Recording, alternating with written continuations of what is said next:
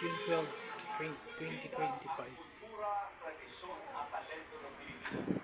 Birthday celebration of Albert.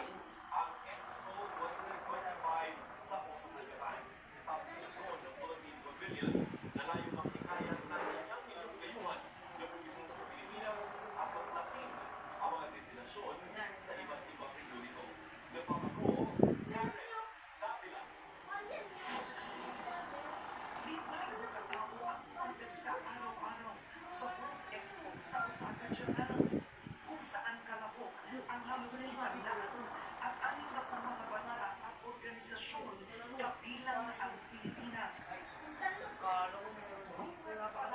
Sa mga sekyo at nakatayong Philippine Pavilion. The Philippine Pavilion is a showcase of our nation, our identity, our heart and soul, our culture. And so this is the manner by which we are reintroducing the Philippines to the eyes of the world.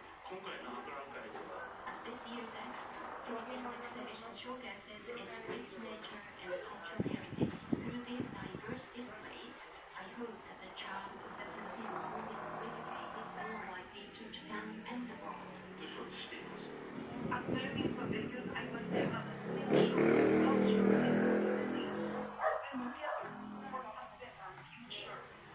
So the concept is woven, but we wanted to show that it's continually weaving in progression and with movement. It's a very breathing, moving building. We have 212 hand-woven textiles in our facade, woven by the different communities around the Philippines. Nakabalot ang pavilion ng iba't ibang Cookie set. Hindi ka ipapamura ko, ayun nagpapamura sa Pilipinas. Papasok ng pavilion, ikinikwento ang iba't ibang rehiyon ng Pilipinas. Nangyari rin sa akin yun. And hand-woven tapestry, Nangyari rin sa akin yun. digital technology. We have been able to hand-weave using Mabula siya sustainable pag nakalagyan materials. eh. Yung espiritu niya malakas. Chicken Nakapaw. centers, also hand-woven to tell that sustainability story. Pero isa sa mga patok na attraction dito ay ang dancing Talo ko ng pavilion, solo, isang interactive installation Sabi niya kung solo saan solo. bawat kilos at galaw ay nagiging bulaklak, Bata pa ako. dahon o isda sa digital screen. Sumisimbolo ito sa ating malalim na koneksyon sa kalikasan at sa isa't isa.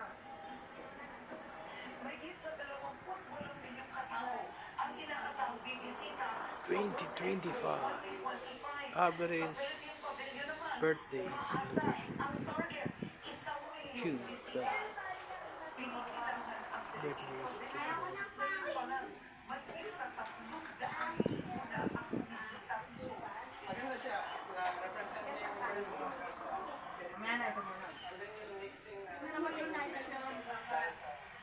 What's interesting is that it showed the different regions in the Philippines had always been proud of Filipino culture. You see a lot of Japanese music in